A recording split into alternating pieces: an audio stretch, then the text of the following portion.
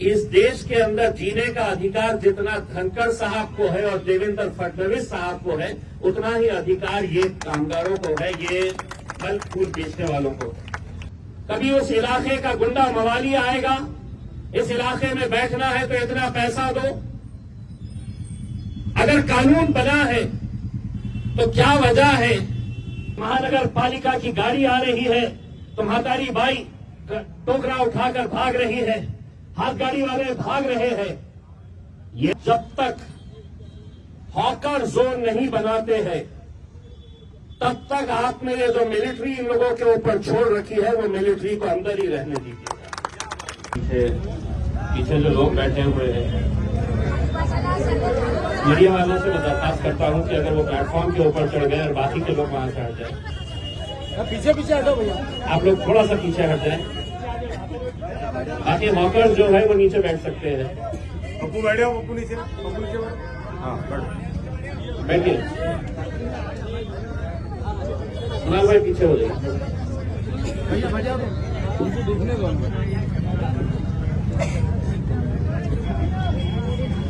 देखिए, मुझे ये बताया गया था कि इस शहर के अंदर कई 100 ऐसे हाथ गाड़ी वाले हैं जो टोकरी में अपना कारोबार करते हैं, जो रास्ते के ऊपर बैठ के कारोबार करते हैं। मेरे जितने भी जिम्मेदारान पिछले कई दिनों से आप लोगों की लड़ाई लड़ रहे हैं, एक बात अच्छी तरह से समझ ले, ये लड़ाई अगर आपकी है तो इसका नेतृत्व आपको करना है। हम आपको सिर्फ पीछे से ताकत देने वाले हैं। अगर आप तकलीफ में है और आप ये उम्मीद कर रहे हैं कि साहब हमारी लड़ाई जो है वो नासिर सिद्दीकी लड़ेगा और मैं धूप के वक्त में जाके आराम करूंगा, तो ऐसा मुमकिन नहीं हो सकता है। जब रास्ते के ऊपर उतरना है तो पूरी ताकत के साथ उतरना है। जब लड़ाई लड़ना है किसी एक मुद्दे के लिए तो पूरी ताकत के साथ लड़ना है। आज महानगर पालिका के सामने ये जो आंदोलन रखा गया है, ये 2 दिन पहले मुझे बताया गया था कि क्रांति चौक से हाथ गाड़ी का एक मोर्चा निकाला जाएगा और महानगर पालिका तक आएगा। लेकिन नासिर भाई ने मुझे बताया कि पुलिस ने परवानगी नहीं दी। परवानगी इसलिए नहीं दी कि देश के उपराष्ट्रपति धनखड़ साहब यहां पर आने वाले थे, मुख्यमंत्री साहब यहां पर आने वाले थे, इसीलिए आपको इजाजत नहीं मिली। मैं पुलिस डिपार्टमेंट से ये कहना चाहता हूं कि इस देश के अंदर जीने का अधिकार जितना धनखड़ साहब को है और देवेंद्र फडणवीस साहब को है, उतना ही अधिकार ये कामगारों को है, ये फल फूल बेचने वालों को। ये मरे चलेगा, ये लाठियां खाए चलेगा, लेकिन धनखड़ साहब आ रहे हैं तो हमने ये आंदोलन नहीं करना चाहिए। ये तो शुक्र है मैं मुंबई में था, वरना रैली क्रांति चौक से यहां नहीं आती, धनखड़ साहब को पकड़ने के लिए जाती, देवेंद्र फडणवीस साहब के पास जाती। क्योंकि ये लड़ाई जो है ये कानून और गैर कानून की लड़ाई है। हमें यहां पर बैठने की जरूरत ही नहीं है अगर महानगर पालिका पूरी ईमानदारी के साथ कायदे की चौकट में रहकर काम करे। कहां है कानून की किताब? शोएब साहब, किताब दे दो, बोलना उनके पास ही।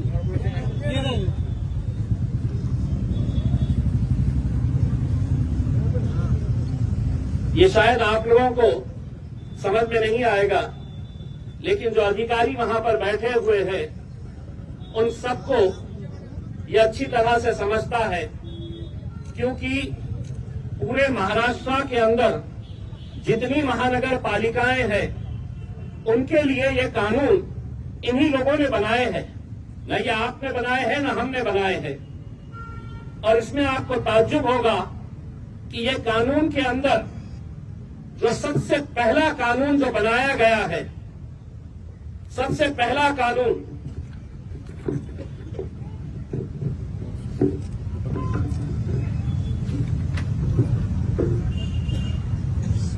ये 1 नंबर के ऊपर है, the street vendors protection of livelihood and regulation of street vending act 2014।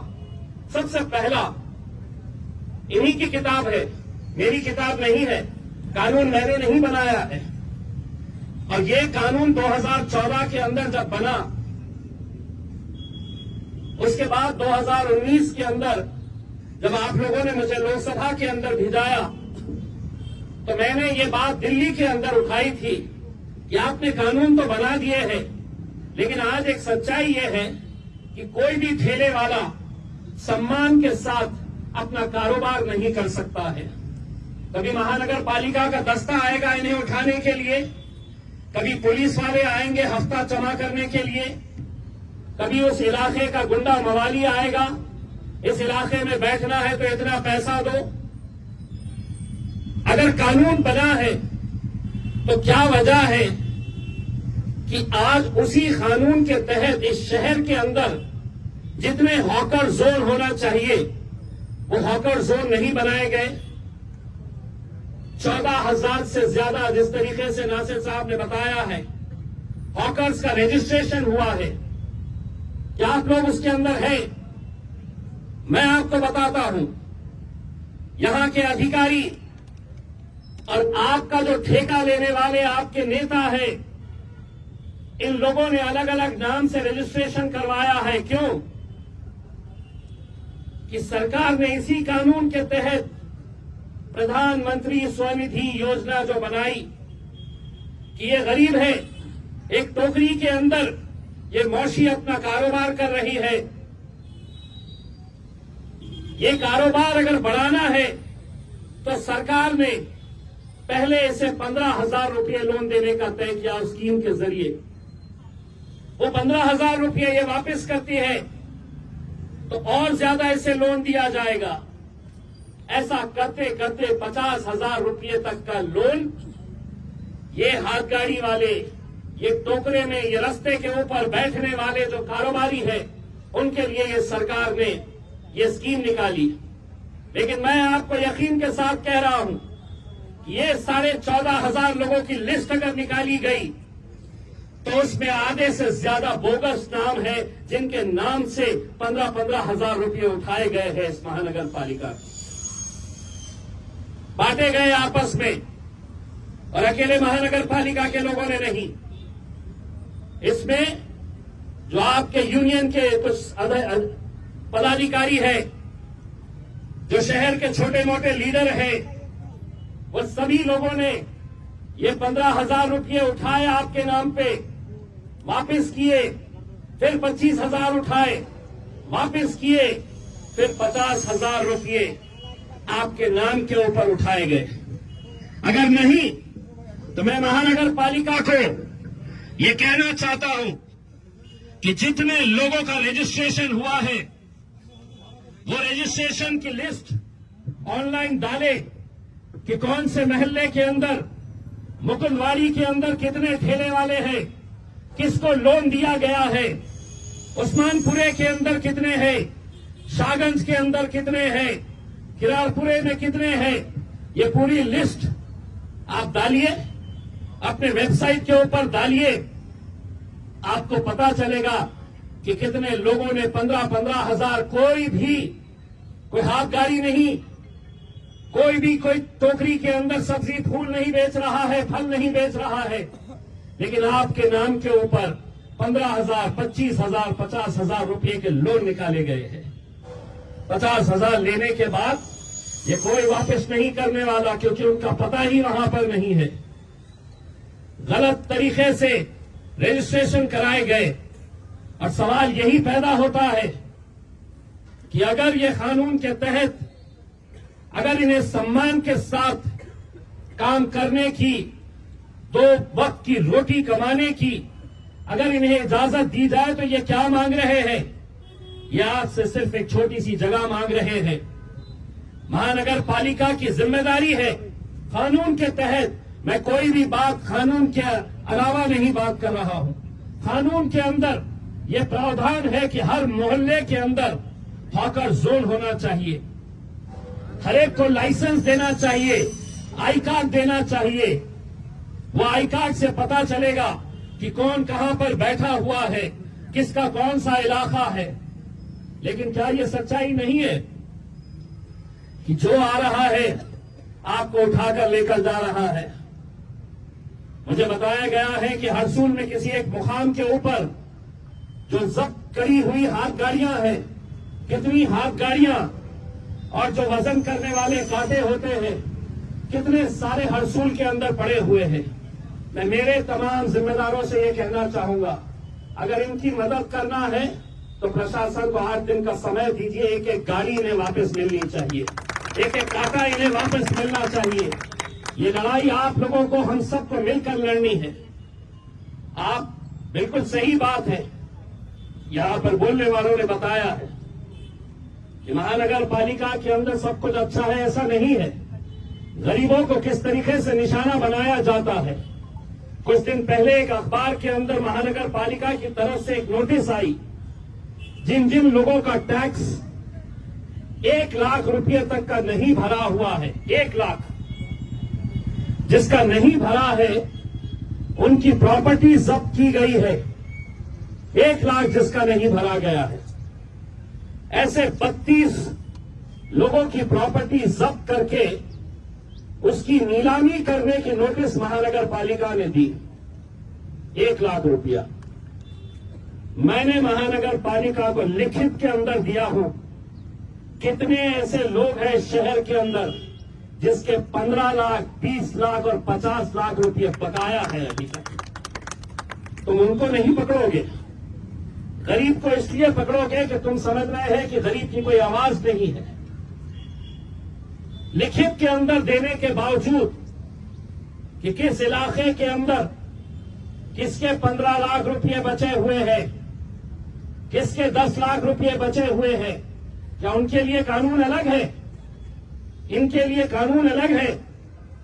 लेकिन नहीं, उन्हें यह मालूम है कि ये गरीब है, ये कितना लड़ेगा, कैसा लड़ेगा। लेकिन आपको मैं यकीन दिलाना चाहता हूं, कोई आए ना आए आपकी लड़ाई लड़ने के लिए, ये जितने खड़े हुए हैं मेरे साथ, ये आधी रात को आपके लिए खड़े रहने के लिए तैयार रहेंगे।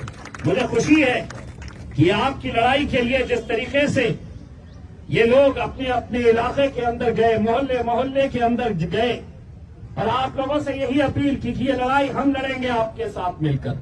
हम भी चाहते हैं, हमारा क्या मफाद है इसके अंदर? हमारी सिर्फ यही कोशिश है कि ये गरीबों ने सम्मान के साथ, ऐसा नहीं कि महानगर पालिका की गाड़ी आ रही है तो महातारी बाई टोकरा उठाकर भाग रही है, हाथ गाड़ी वाले भाग रहे हैं। ये जहां पर हो रहा है, मैं एक आपसे भी कुछ बात कहना चाहता हूं। मैं धंधा कर रहा हूं तो मैं कहीं पर भी खड़े रह सकता हूं, कितनी भी सड़क के ऊपर मैं आ सकता हूं। इसका ख्याल हमको भी करना है। हमको भी ये बात सोचनी है कि जहां पर हम दीवार को लगकर अगर हम खड़े रह सकते हैं, चाहे वो केले बेचिए, फूल बेचिए, फल बेचिए, सब्जी बेचिए, जो बेचना है। लेकिन क्या ये सच्चाई नहीं है कि कई ऐसे रास्ते हैं कि जहां पर रास्तों के ऊपर आबकारियां लगाई जा रही है? अगर हम इनका समर्थन नहीं कर रहे हैं महानगर पालिका, तो ऐसी हरकतों का भी हम समर्थन नहीं करेंगे। क्योंकि कानूनी लड़ाई हम उसी वक्त लड़ सकते हैं पूरी ताकत के साथ कि जब हम अपने नियमों के अंदर रहेंगे। यकीनन आज इनके पास कोई भी उन्होंने हॉकर जोन नहीं तैयार किया है, इसीलिए ये डर डर के कारोबार आपको करना पड़ रहा है। लेकिन हम महानगर पालिका के अधिकारियों से अनुरोध करते हैं कि आप जब तक हॉकर जोन नहीं बनाते हैं, तब तक आपने ये जो मिलिट्री इन लोगों के ऊपर छोड़ रखी है, वो मिलिट्री को अंदर ही रहने दीजिए। और अगर इसके बाद इस शहर के अंदर आप अगर सही जगह के ऊपर खड़े रहे, हम आएंगे लड़ने के लिए।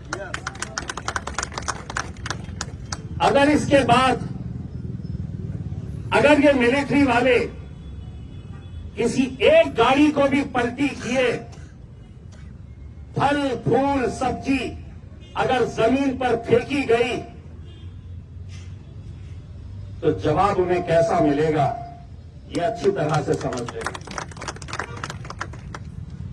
हम यकीनन कायदे कानून का पालन करना चाहते हैं, लेकिन हम लोगों को भी बड़ी जिम्मेदारी के साथ, हमें तो 2 वक्त की रोटी कमानी है, 2 वक्त का खाना हमें कहां से मिलता है। आप जब सुबह सुबह निकलते हैं, धूप में बैठते हैं, चाहे बारिश हो चाहे ठंडी हो, आप किससे फिक्र इस बात की रहती है कि आज के दिन मैं कारोबार अगर करूंगी या करूंगा तो मेरे घर का चूल्हा जलेगा। सम्मान के साथ आप भी काम करिएगा। यकीनन अगर कोई कायदा कानून तोड़ेगा तो हम उसके खिलाफ जाएंगे। आप लोग भी ये समझ लीजिएगा कि मजलिस आपके साथ पूरी ताकत के साथ खड़े रहेगी। और ये लड़ाई सिर्फ हमारी ऐसा नहीं है।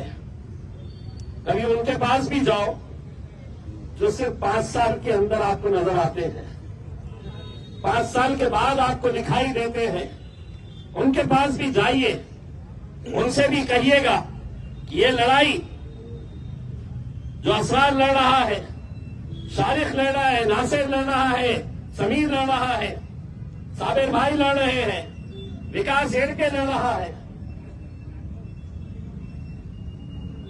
ये लड़ाई के अंदर सब लोगों को आने की जरूरत है।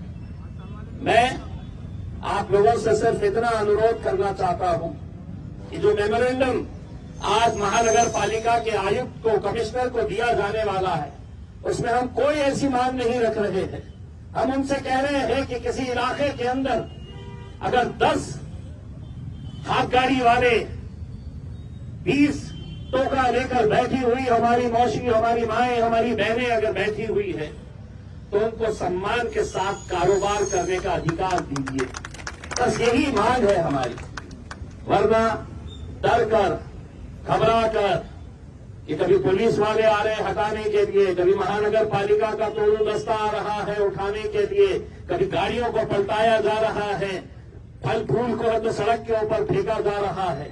नियम का हम भी पालन करेंगे। यकीन मानिए, अगर एक मर्तबा जगह आप लोगों को दे दी गई और उस जगह से हटकर अगर कारोबार होगा तो शायद उस लड़ाई के अंदर हम भी शामिल नहीं हो पाएंगे। लेकिन जगह देकर इनको कानूनी तरीके से जो किताब के अंदर लिखा है, मैं किताब इसलिए लेकर आया कि हो सकता है इन्होंने पढ़े नहीं होंगे कि कानून ये खुद ने क्या बनाए हैं, तो वो किताब पढ़वाने के लिए मैंने ये कानून की किताब लेकर आया हूं। और उम्मीद करता हूं कि हमारा जो डेलीगेशन वहां पर जाए तो वो किताब साथ में लेकर जाए और उन्हें भी ये बताए कि ये कानून के अंदर सबसे पहला कानून जो है कोई अमीरों के लिए धन्ना सेठों के लिए नहीं है। सबसे पहला कानून बना है तो ये गरीबों के लिए बना हुआ है, जो कष्ट करके मेहनत करके 2 पैसा कमाने वाले हैं। रमजान का महीना आ रहा है, सभी के लिए ये रमजान के महीने में 2 पैसे कमाने का मौका मिलता है। लेकिन आप लोगों की जिम्मेदारी है, हमने अपने तौर के ऊपर ये तय कर रहे हैं कि हम कहां पर ऐसी रमजान की मार्केट को बना सकते हैं जहां पर पब्लिक को भी तकलीफ नहीं होनी चाहिए और आसानी के साथ आप लोग जो माल लेकर आ रहे हैं वो माल बड़ी आसानी के साथ बिकना चाहिए, अच्छी जगह उसको मिलनी चाहिए। इसके बारे में भी हम चर्चा कर रहे हैं। आप लोगों का साथ रहेगा तो यकीनन ये रमजान के महीने को हम बहुत अच्छी तरीके से, बहुत अच्छी जगह के ऊपर हम लोग ऑर्गेनाइज कर सकते हैं। मैं मेरी पूरी टीम जो इस आंदोलन को कामयाब करने के लिए पिछले कई दिनों से मेहनत कर रही है, मैं उन सभी लोगों का शुक्रिया अदा करता हूं। और उम्मीद करता हूं कि ये लड़ाई आपकी अकेले की नहीं रह गई है। ये लड़ाई के अंदर उन गरीबों का साथ मजलिस पूरी ताकत के साथ खड़े रहेगी, आप लोगों का साथ देगी और यकीनन आप लोगों को ये अधिकार दिला के रहेगी कि आप लोग भी इज्जत और सम्मान के साथ ये कारोबार कर सके। बहुत बहुत धन्यवाद।